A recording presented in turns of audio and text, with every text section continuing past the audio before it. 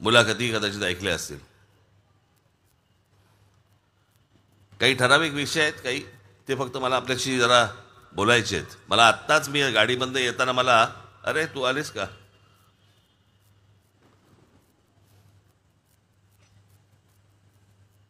तू खाली काय बसून बघतेस, तू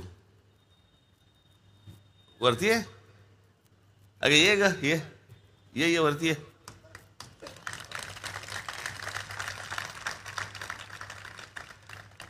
कुठून येणार. हां,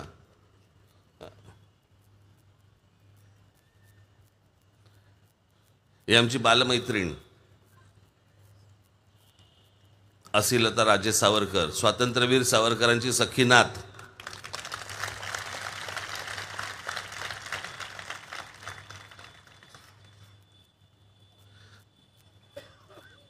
बरं, असिलता इथपर्यंत ठीक असतं आमचं.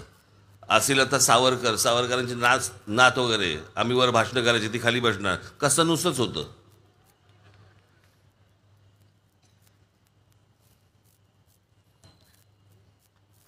मी आत्ता इकडे बस का गाडीतनं येताना मी जी गोष्ट सांगतोय,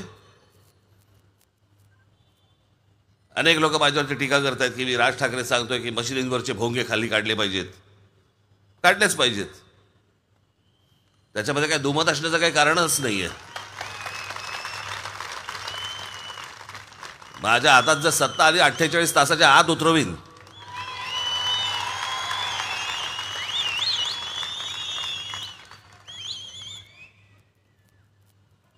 सगळं स्वतःच्या सोयीनुसार चालणं यांचं, सगळं स्वतःच्या सोयीनुसार, धर्मातल्या गोष्टी यांच्या सोयीनुसार. हिजाब का घालायचा, तर कुराणमध्ये लिहिलंय. पैशावरून व्याज का नाही घ्यायचं, कुराणमध्ये लिहिलंय. मग कुठच्या कुराणाच्या पानावरती लिहिलंय लाऊडस्पीकर लावा म्हणून.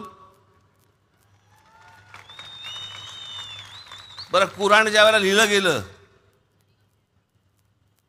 तेव्हा लाऊडस्पीकर नावाचा काही जन्मबिंब झाला होता का तेव्हा. सगळं स्वतःच्या सोयीने करायचं आणि दुसऱ्याला त्रास द्यायचा. मला बरं या गोष्टीचं वाटलं, माझ्याकडे आत्ताच बातमी आली, 92 साली जेव्हा दंगली झाल्या होत्या त्यावेळेला एक बाबू खान नावाचा माणूस मुंबईमधल्या बांद्र्यामधल्या बेहरामपाड्यामध्ये राहणारा माणूस मशिदींवरच्या भोंगे काढा याच्यासाठी कोर्टात गेला. अभिमान आहे मला असल्या बाबू खानचा.